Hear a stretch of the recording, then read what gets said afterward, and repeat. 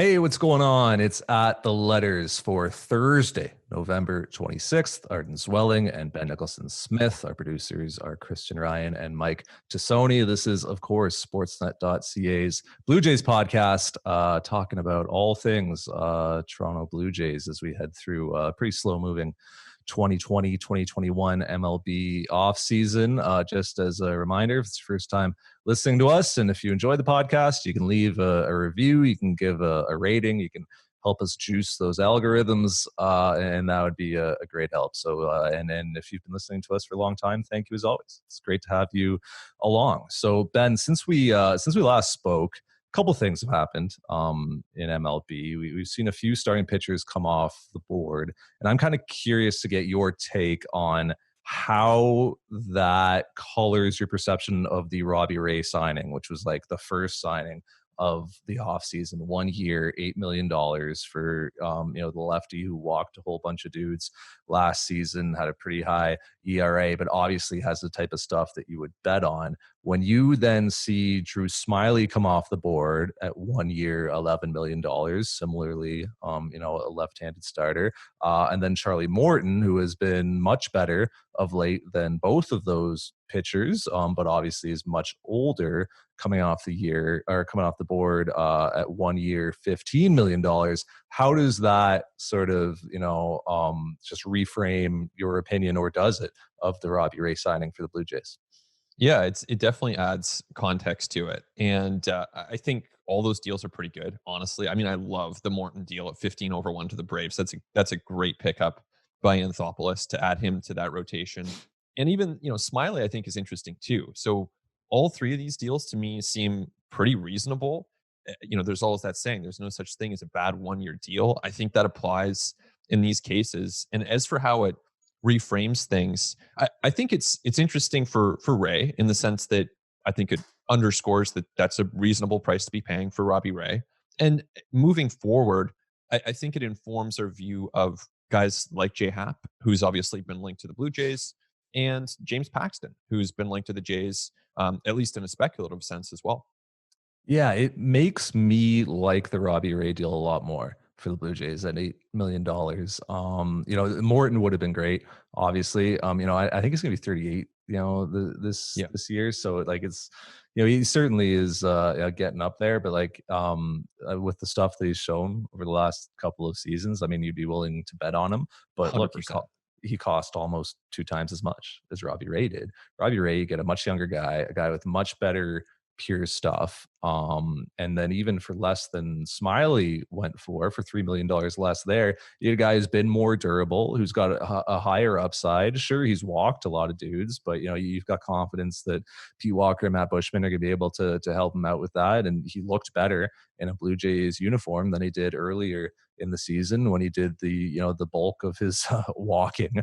And even in like a worst case scenario for both Ray and Smiley, where say both end up in the bullpen towards the end of the season, you'd still want Ray's stuff in that case, in my opinion, because it's just better. So if anything, like, this actually makes me like the Ray deal for the Blue Jays a lot more.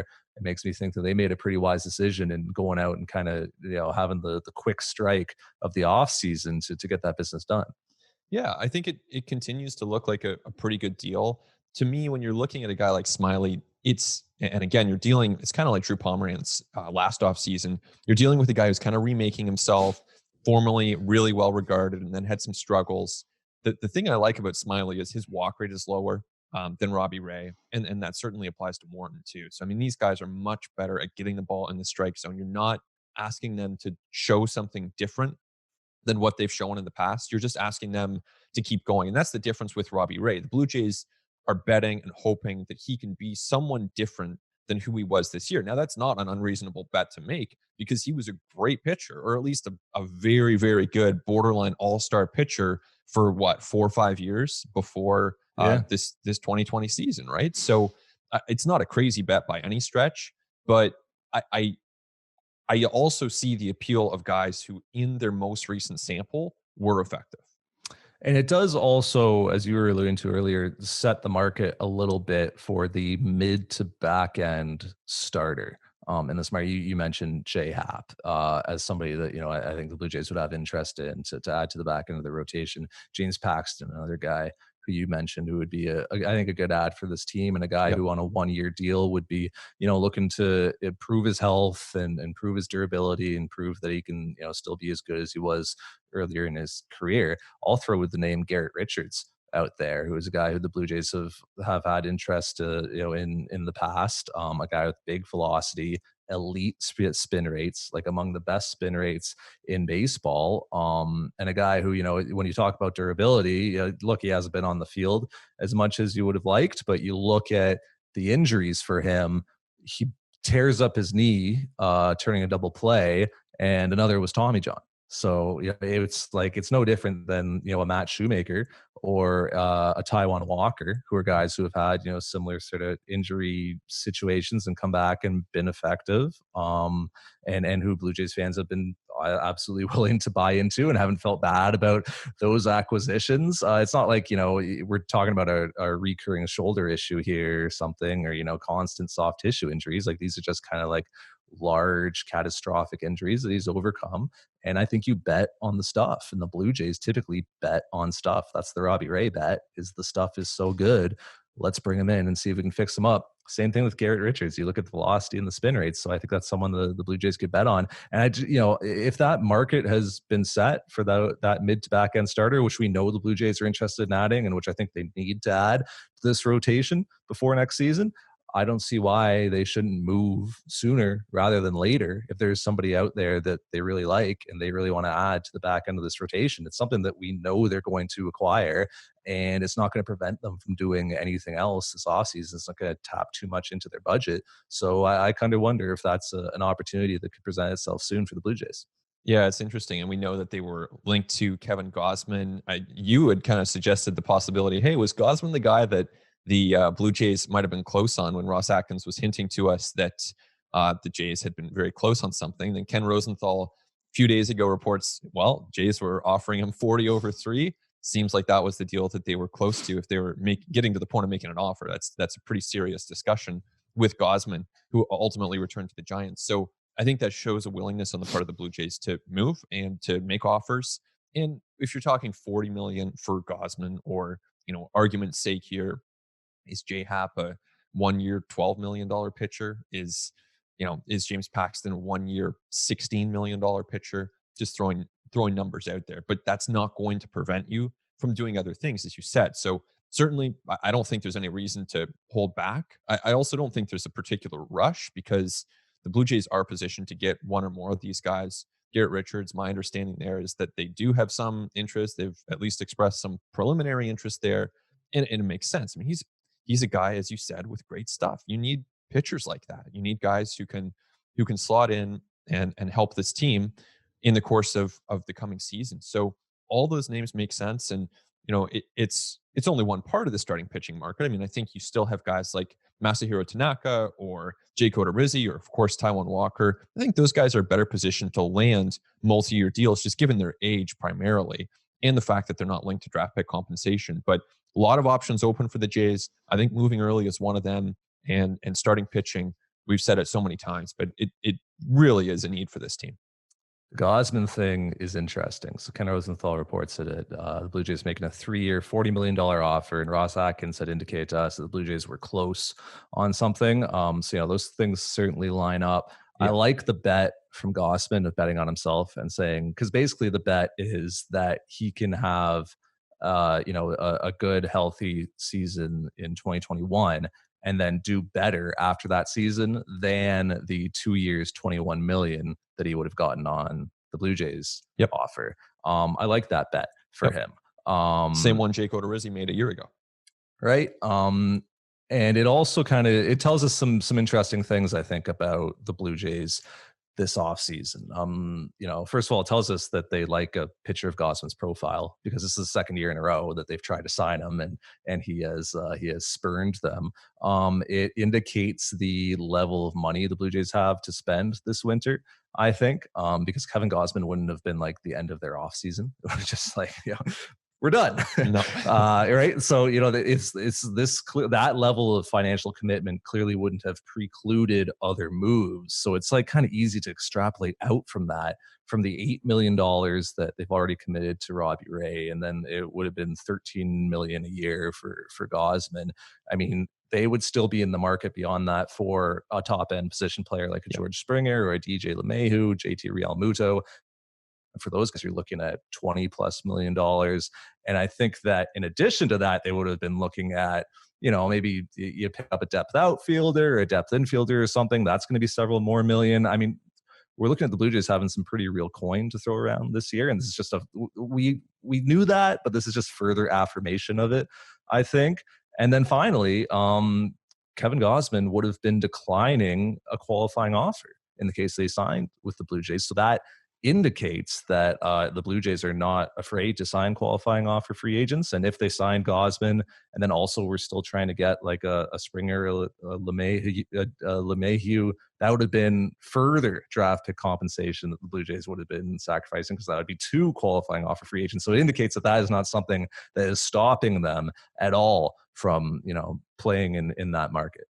Yeah, it's really interesting. And in the course of the last couple weeks, as the Blue Jays have been linked to these guys, I don't know whether it's just my experience on Twitter, because I think we all kind of build our own individual echo chambers on that app. But at least my impression is that there's almost a sense of kind of surprise when, oh wow, the Jays are linked to Brad Hand and JT Realmuto and LeMahieu and Springer, and it's like, whoa, they're doing it. But then, like, look back to what Ross Atkins said on the record at the beginning of October. He was like, we want to add a super high impact free agent, and there aren't that many of them. Yeah. So of course the Blue Jays were going to talk to those guys and have a conversation and see where it went. And they've had those conversations now, and at some point, some of those conversations are going to essentially accelerate a little bit, and they are going to become almost like a conversation like this, Arden, where it's like,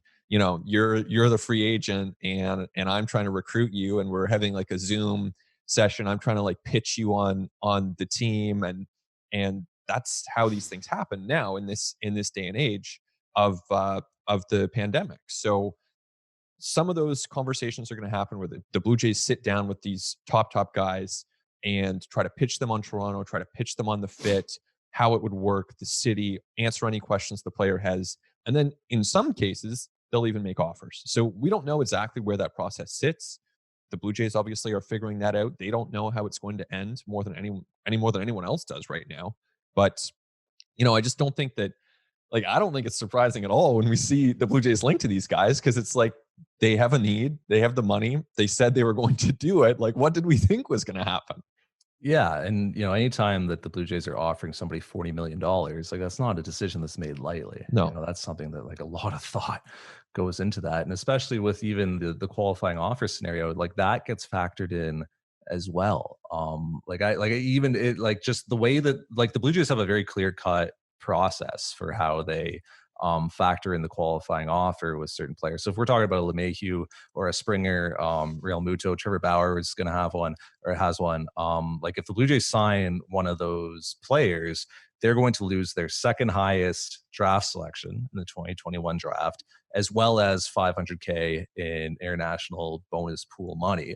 So what the Blue Jays do is they essentially place a value on the draft pick. So this, in 2021, it's going to be in the bottom third of the draft, and they will, like, dive through sort of the historical data of how players drafted there have performed over the bulk of their careers and what type of return on that draft pick investment teams have gotten. And then they'll also sort of weigh in the strength of the draft class, whether they think it's a strong one or a weak one. And then they'll literally put a dollar figure on that pick and then subtract it from the value of their offer to the free agent, plus the $500K international bonus pool money as well. So, like, the Blue Jays value on Kevin Gausman was actually higher than 40 million over 3.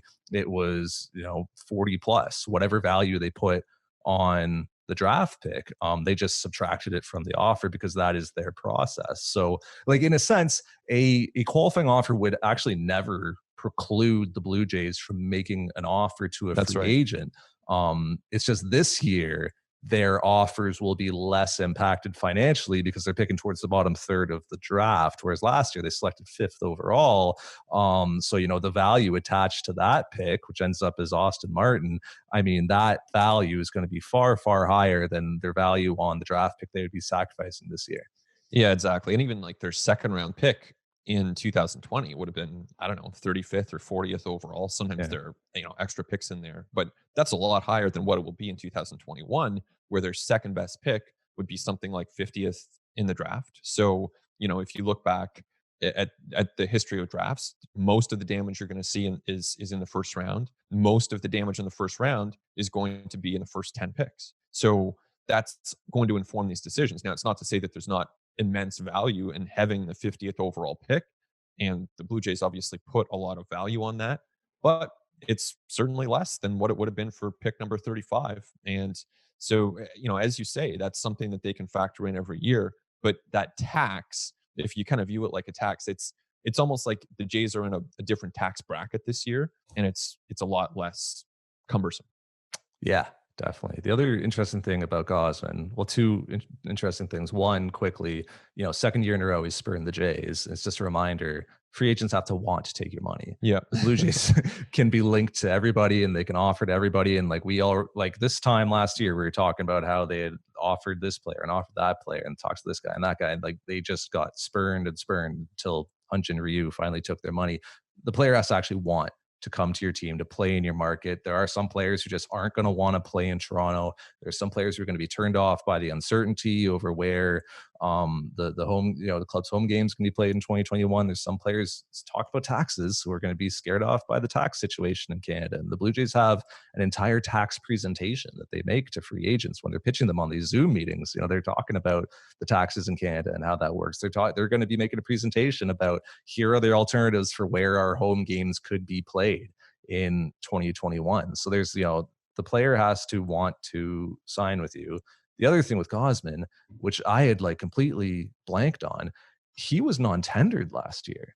Yeah. And now here he is getting 3-year, $40 million offers, and is just a reminder that the non-tender deadline, which is December 2nd, when we are expecting this year there to be a flood of sort of veteran role player types, veteran bullpen arms, some veteran starters hitting the market, which is really going to be a pivot point for this market, I think. And I think a lot of the reasons why the market's been held up is because of that impending flood of non-tenders.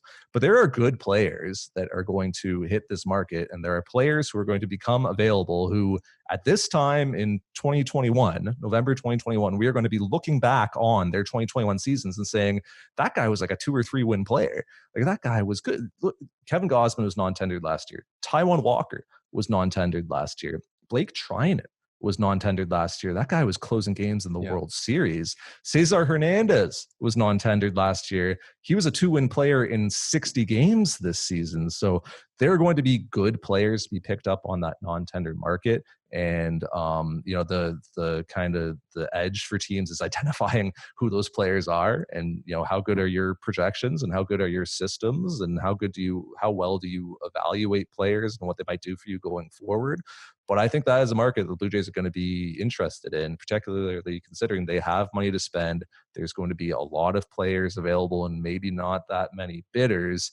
There should be some value to be found on that non-tender market.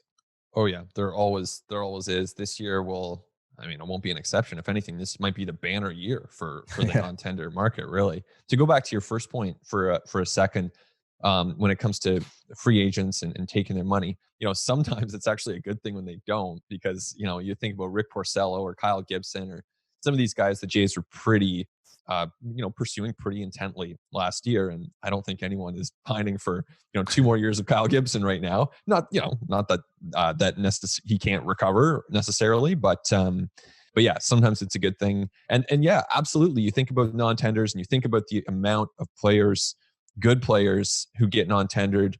Guys like Edwin Encarnacion, Russell Martin, they were non-tendered in their careers and went on, obviously, to do great things. I mean, in each case, you're probably looking at, guys who won't end up in the Hall of Fame, but will maybe get some votes or, merit at least a little bit of consideration for the highest honor in baseball. And and they're, the former non-tenders. Yeah, look, if Vince Velasquez is non-tendered, or like a Carlos Rodon or Joe Ross, like these are guys who obviously aren't coming off of tremendous seasons, but they're guys who maybe the Blue Jays want to bet on the stuff, or maybe they think they could thrive in different roles. I mean, I guarantee you there's going to be interesting bullpen arms out there. Adam Simber was basically an early non-tender by Cleveland, DFA'd. Michael Feliz might be non-tendered by the Pirates.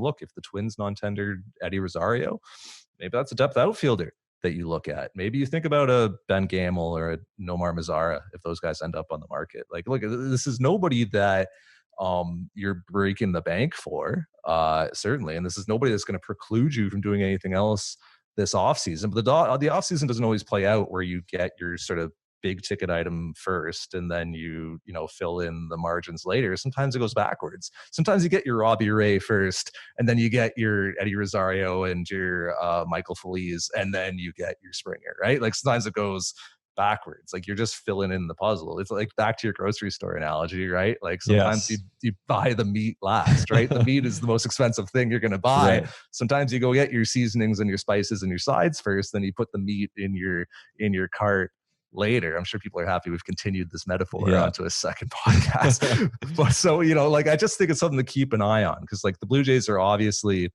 motivated to add high impact talent, as you said. Like as Ross Atkins said, we want to add a super impactful player, and I think they're going to try really hard to do that. But oftentimes, like it's these smaller scale moves, sort of around the margins, where you really get the value and you really build that sort of deep, versatile roster that you need to get through a major league season and the playoffs. Like you look at the depth of the Dodgers and you look at the depth of the Rays. I mean, inevitably you're going to have players getting hurt. You're going to have players underperforming, and you're going to want to replace them from within during the season with capable veterans, proven, dependable options, guys who can get it done at the big league level. Last year the Blue Jays had to go out and get a Taiwan Walker and like get a Robbie Ray and supplement from outside the organization, because they just weren't getting that level of production from within when guys ultimately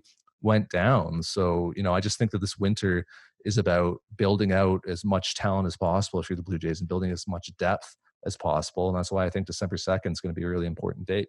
That's right. Well, as all of my fellow vegetarians know, sometimes the best meals include no meat at all. Now, I'm not saying that the Blue Jays are not going to be in on the top free agents, because they have to be. But yeah, I think when you're talking about the non-tenders though and the relievers, absolutely, that's a great spot to add to your bullpen. Jays need to add to their bullpen too. Obviously, I mean it's pretty thin beyond Jordan Romano right now and Rafael Dolis. That's a big need for them as guys like Thomas Hatch and Anthony Kay transition to the AAA rotation. So we can't forget about that. Not that it's need number one. Nick Ashbourne has a great piece at sportsnet.ca looking at some of these candidates. He lists Carlos Estevez and Jose Urena as a couple of potential targets. You can read Nick's piece for some of the reasons why, but I think when you're looking at these guys, and this kind of ties into your point earlier about free agents having to take your money. Well, if you think, as the Toronto Blue Jays, that those guys are going to be non-tendered, this also opens up an opportunity for a trade talk, because at that point, you don't have to persuade them to sign with you. They're still under club control. You can offer up a low-level prospect or cash considerations or player to be named. The team gets something instead of non-tendering them, and then you, as the Blue Jays, then get control of that player. Now, of course, in that scenario, you have to pay them through the arbitration system, but we know that the Blue Jays have the financial flexibility and freedom to, pay that kind of money. That's what they did with Chase Anderson last offseason. Exactly. That exact type of moves. We know they've made it before, and it kind of ties into the Blue Jays 40-man roster, which, as we know now, is full. As the Blue Jays made the decision to add Gabby Moreno, Riley Adams, Otto Lopez, Josh Palacios, and Ty Tice at the sort of deadline to add players to the 40-man, lest they be exposed to the Rule 5 draft. So that kind of, that tells you a few things. But when it comes to trades, which you're talking about, like the Blue Jays are in a position where they, I don't know that they have to make some trades, but they are kind of set up to make some, because they have no, if they want to sign a free agent right now, that somebody has to come off of this 40-man roster. And there's obviously options there, right? Like Travis Shaw is likely to be non-tendered. Derek Fisher and Jonathan Davis are like pretty much on the edge of this 40-man. I would say, Reese McGuire is as well, being out of options and, being one of 5 catchers on the 40. Jacob Wagaspak is a guy who, would it like, if the Blue Jays had to, I think they would be fine with DFAing him. But, there's also a scenario here where the Blue Jays are thinking, like we could be making some trades here because they filled up their 40. Yeah, exactly. So someone's coming off. A few guys are coming off, and we don't know exactly what that'll look like. But there are a couple of ways that could happen. I think you outlined both of them, right? One of them is you're just cutting players for nothing. Shaw likely to come off. Fisher, I'm expecting now that he'll probably be a casualty of that as well. Then there's the trade scenario, and if you're trading, like let's use Lindor because his name's obviously out there. If you're trading for Francisco Lindor, you're probably trading a couple players off the 40-man. Maybe not more than 2, but probably a good chance a couple of those guys are involved in a trade. So that could be one way to free up spots. But this 40-man roster is going to look very different on February 15th than it does now. Yeah, definitely. And I think also the Blue Jays protecting the 5 players that they did at least indicates to me that this could be a particularly active Rule 5 draft at the winter meetings in a couple weeks. And like that makes sense when you think about it. A lot of clubs are in a position right now where they're looking to trim payroll and field as, frankly, as cheap of a major league roster in 2021 as possible. And hey, a great way to do that is by rostering young players in their first year of major league service, because they make the absolute minimum. You have to pay them the absolute minimum. So that's a great way to do it. And you also think about roster sizes, and we don't know how big rosters are going to be in 2021. We don't know if it's going to go back to 26, if it's going to be 28 again.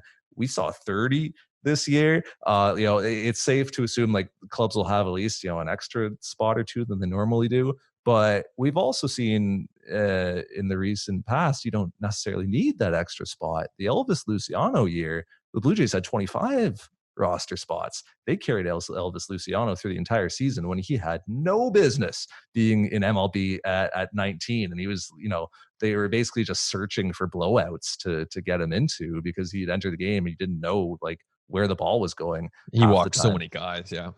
So he'd enter the game and it was like, either look, this pitch is either going to go to the backstop, it's going to drill the guy, or it's going to be like the nastiest pitch you've ever seen that like curls right through the strike zone and gets like a really change up that fades off the corner. Really awkward swing and miss, right? You just like, it was just like a dice roll. That consistency obviously isn't there yet. That development hasn't happened yet because he was 19, right? Like he should have been an A-ball.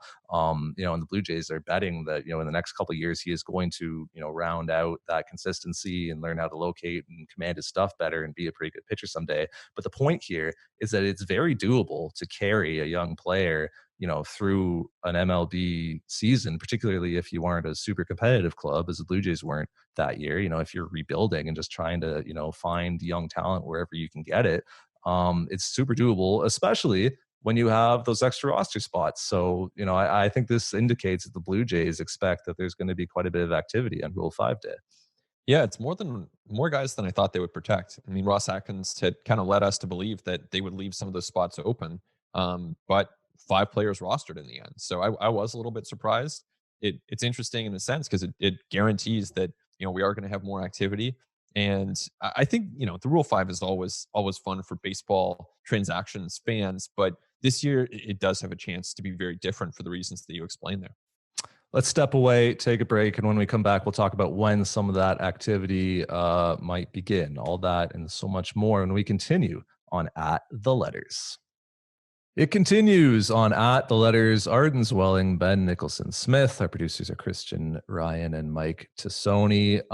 So Ben, I've kind of indicated that I think that December 2nd will be a big pivot point for this market because you'll just have a more fulsome understanding of like who's even out there. So, clubs will just have a better sense of what value they can put on guys depending on the market. And, maybe some teams by then will have a better idea of what their budget looks like for 2021. I think a lot of that has to depend on the revenue they can expect to pull in. And, nobody really knows right now or has any certainty over when fans will be in seats, when this season will begin. I mean, there's so many questions. But do you expect that on December 2nd, the market could start picking up and we could start seeing guys signed? Or do you think that we're in for a bit of a longer slog through the winter? Well, I think that December 2nd is probably the most significant turning point that's coming up, even bigger than the winter meetings, to be honest. And it's probably the last thing that will really kickstart the offseason into motion. I mean, there are some other factors slowing it down when you think about, all right, like the New York Mets still don't have a GM. So that's a factor. But I mean, the Sandy Alderson is running baseball ops. Like there are people there that you could talk to if you wanted to spark a trade discussion with the Mets. So that's one factor. I think also we're seeing some players posted internationally from the Pacific Rim, including Hassan Kim, who's potential Jays target.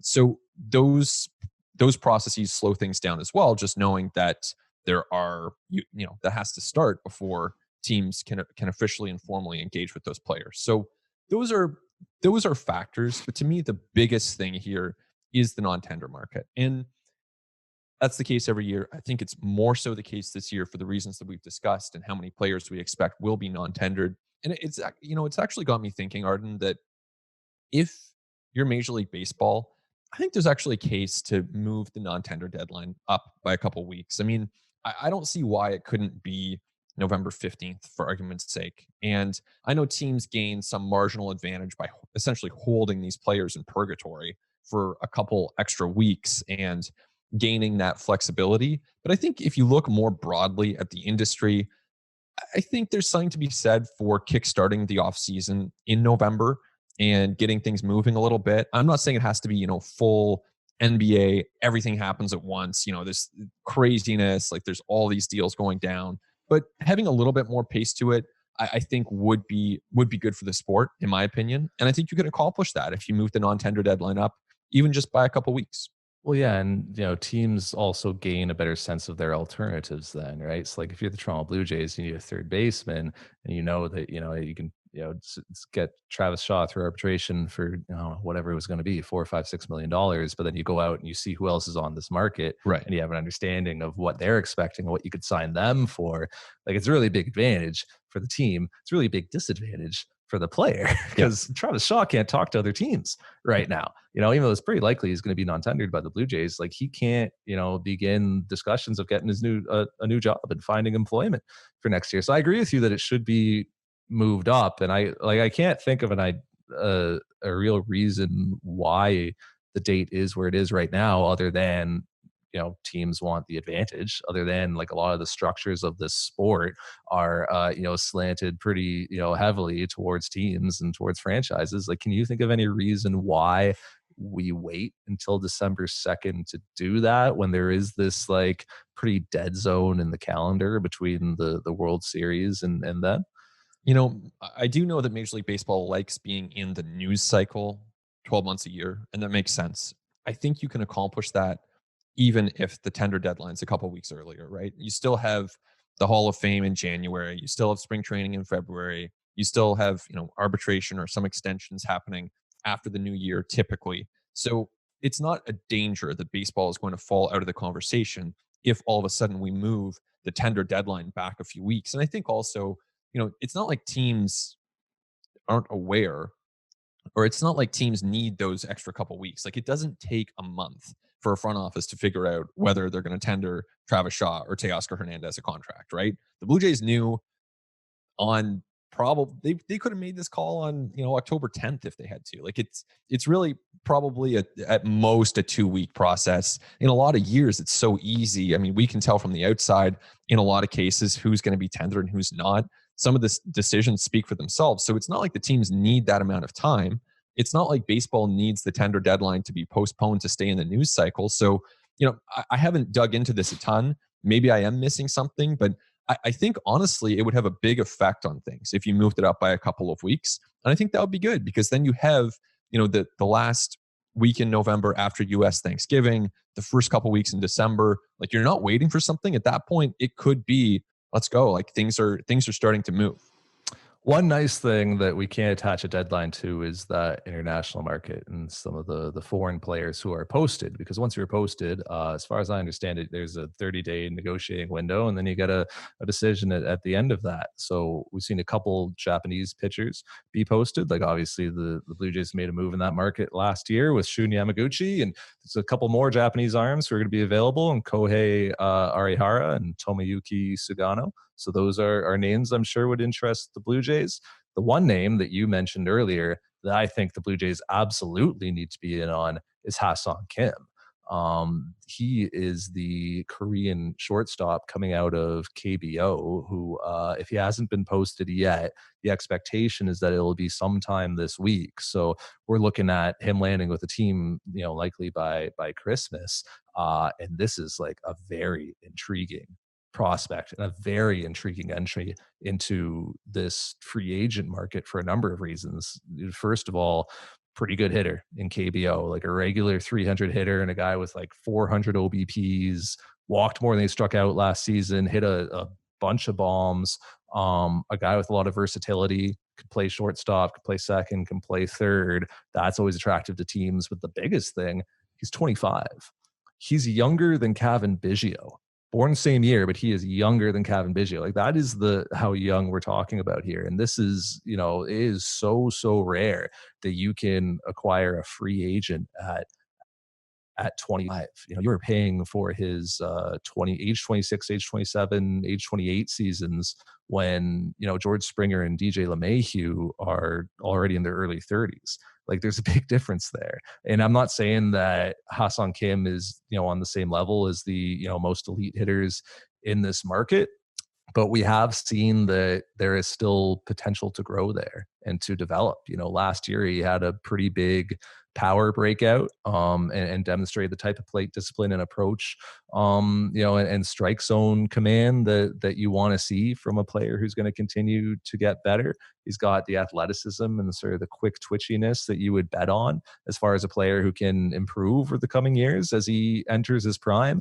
I just think that there is a lot of potential here and like a very real opportunity for the Blue Jays to add like a young core piece. And look, there's always going to be a bit of a conversion rate in your performance coming from KBO to MLB, but just considering everything that we know about Hassan Kim and considering that, I know the Blue Jays scouts like him as well, I think there's, a real opportunity here to add a player. And I think the Blue Jays absolutely need to be in on it. For sure. I think you look at those offensive numbers. I mean, it's great. You see the power, you see as you mentioned, the walk to strikeout ratio. Those are great signs. It's tricky, right? Because that's the level he was playing at. He did his job. He performed.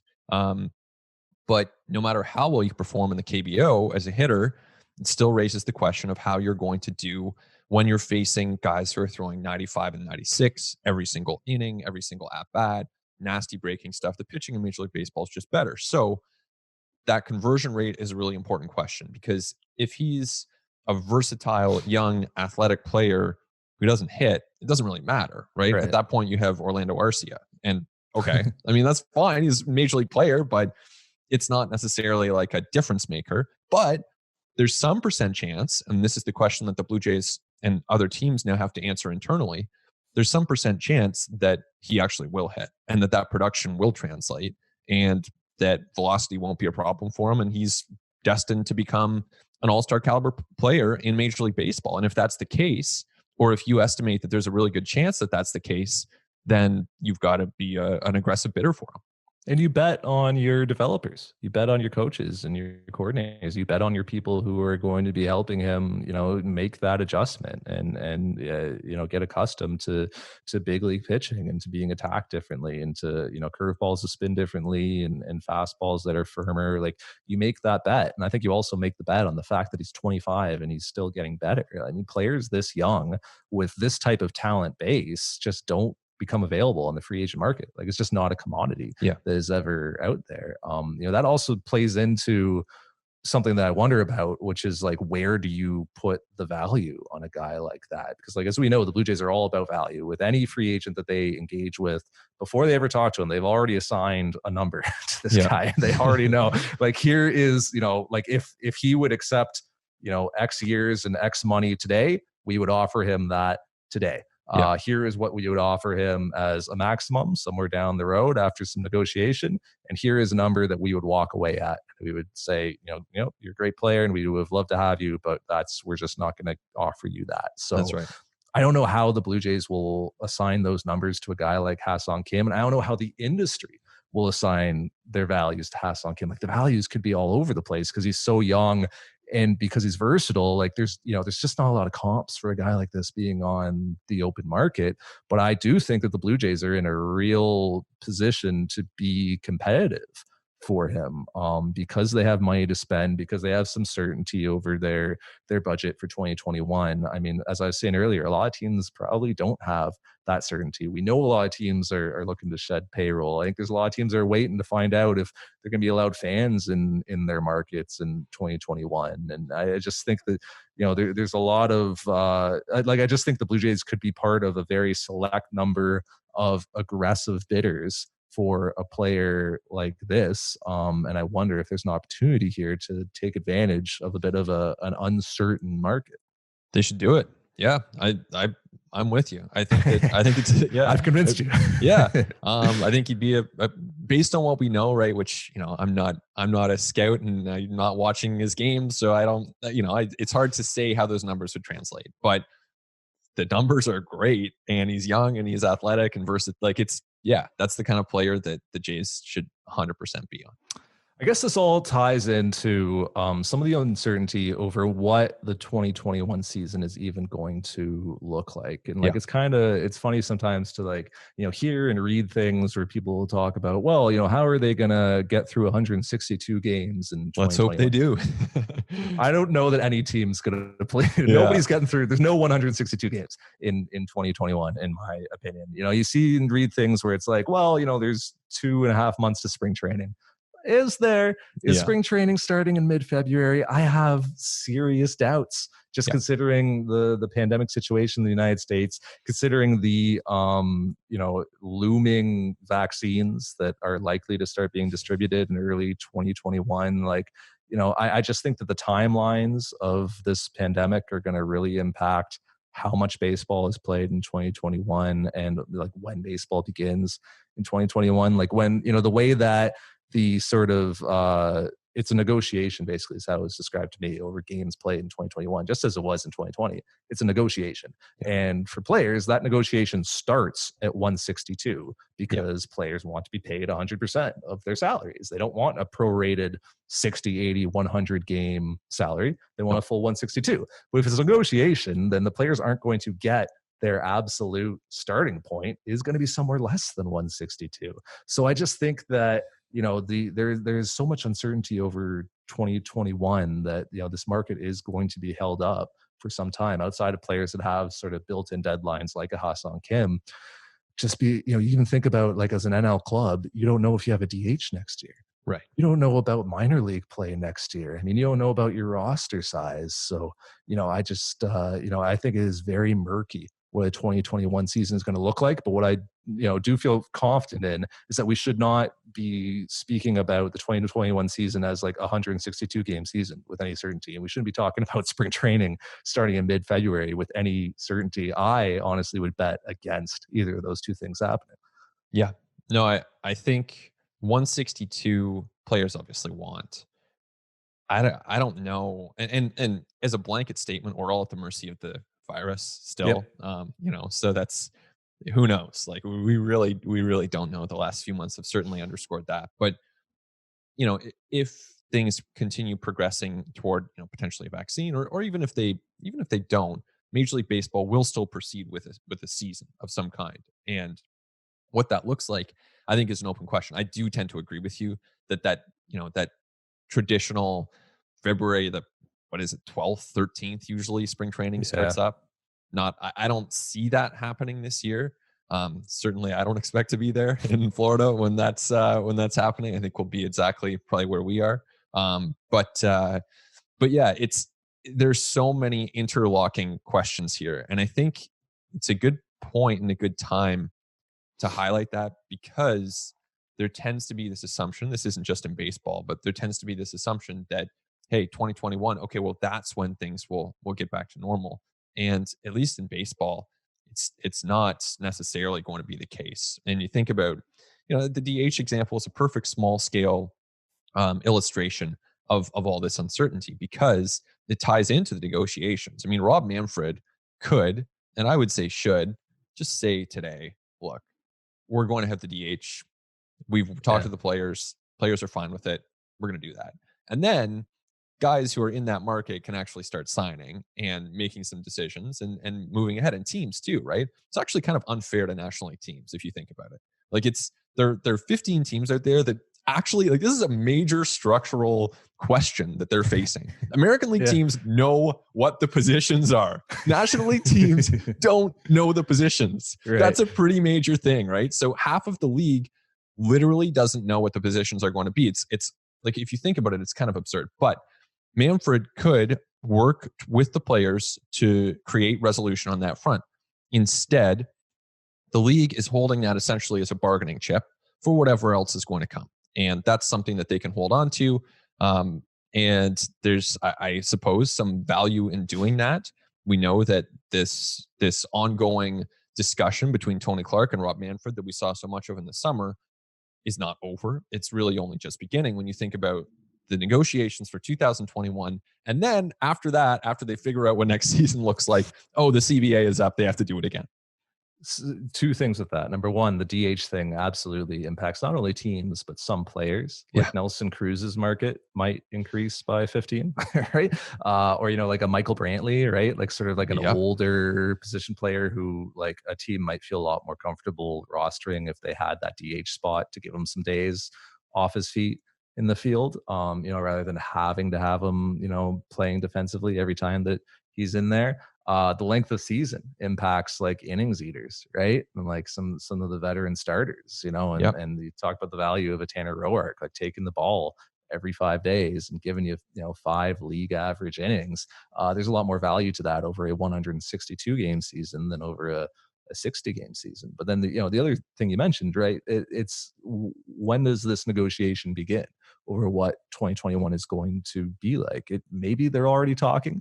We haven't heard much about these two sides having much communication or much negotiation to this point, which is a little troubling, because I think that like this needs to start soon. Like there needs to be some very like quick, effective communication between these two sides to get something set up. Remember how long it took in 2020, which is, I talked about 2020 as if it's not still 2020. But like, think about how long that took, right? It feels like eons ago, but like throughout the spring and early summer when these two sides were negotiating, going back and forth, like there was a very prolonged process that he had to go through in order to iron things out and arrive at the 60 game season.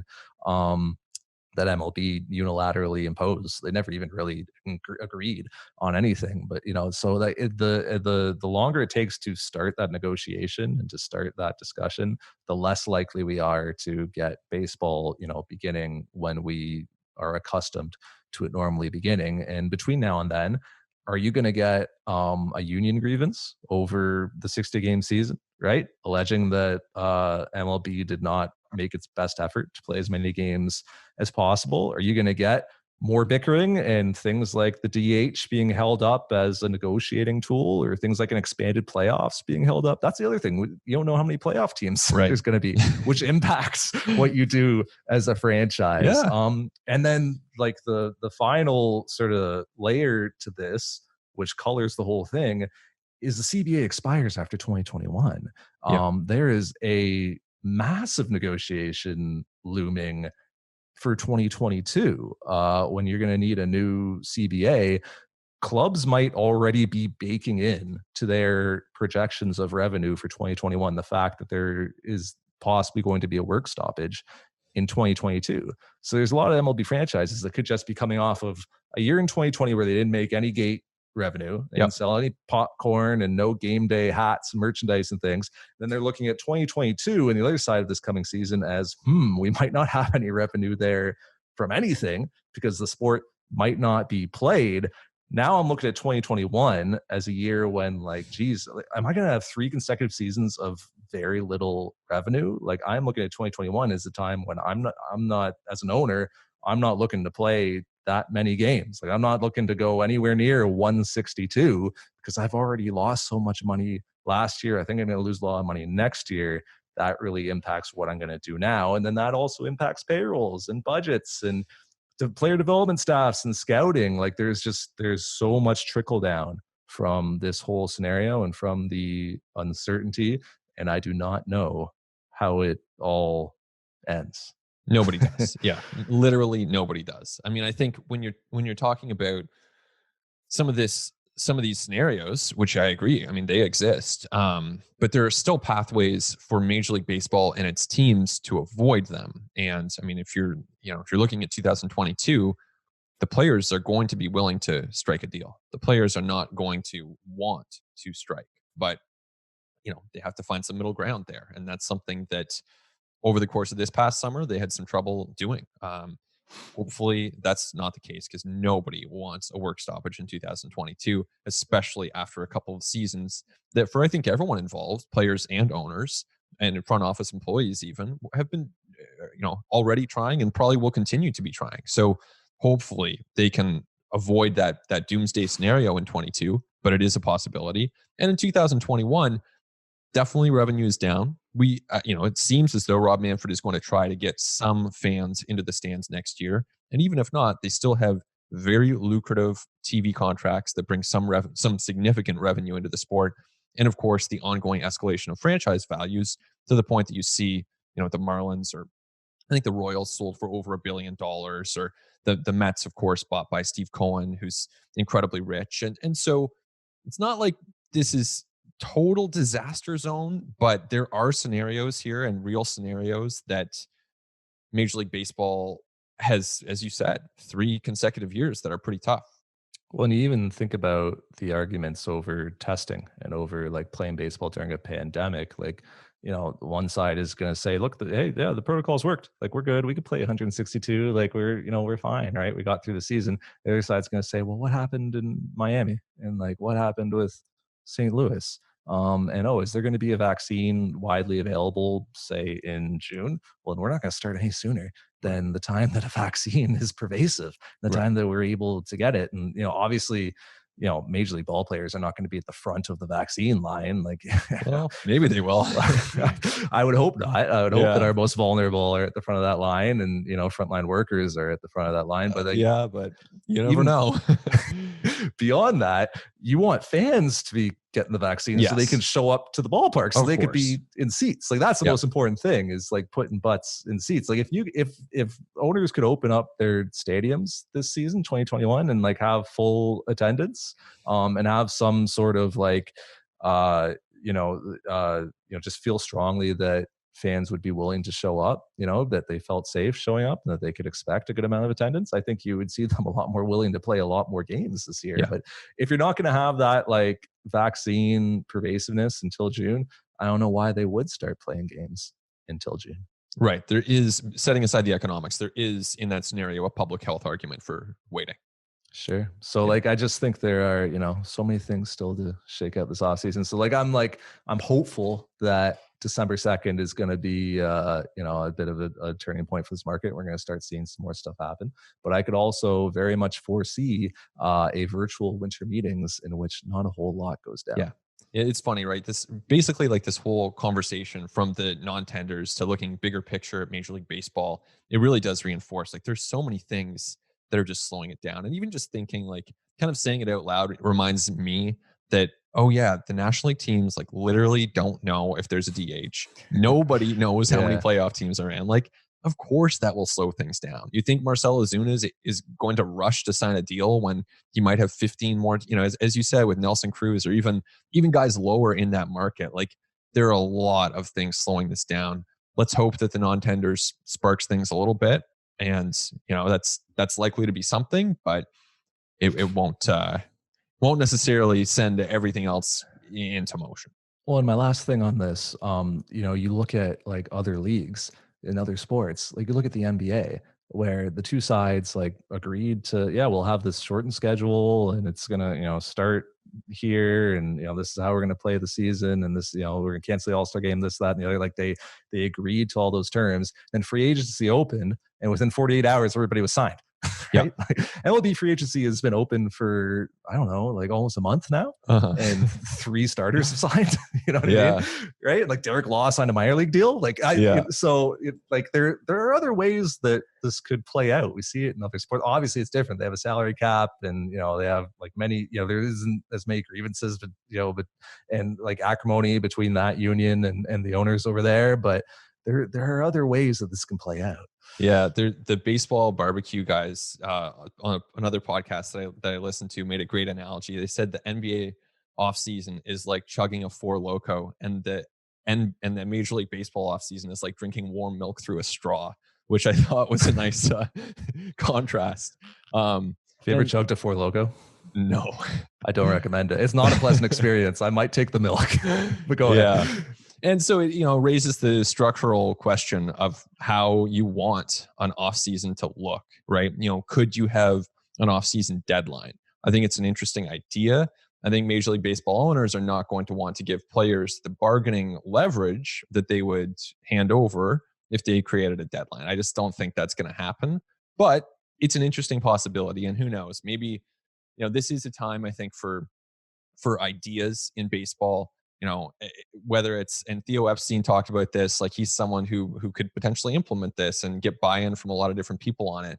Obviously Mark Shapiro here in Toronto was on the competition committee discussing ideas along these lines. But especially after this year, we've seen such a reminder that it doesn't have to be the baseball that we grew up with. It's okay to change the sport and have it still be just as fun as before. So I hope that people have a newfound willingness to seek out different ways of doing things. There was a time when, runner on second base in extra innings was sacrilege, or DH in both leagues, or expanded playoffs, 7-inning doubleheaders. Like all this stuff was like, you can't make those huge changes. And we all saw it this year, and we're like, actually some of these things are pretty good. Yeah, exactly. So same thing could be applied to off-season deadlines and to transactions.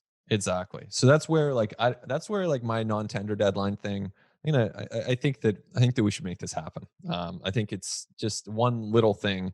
You're not going to have, I don't think, an off-season deadline, although that is something that, executives have thought about and discussed over the years for sure.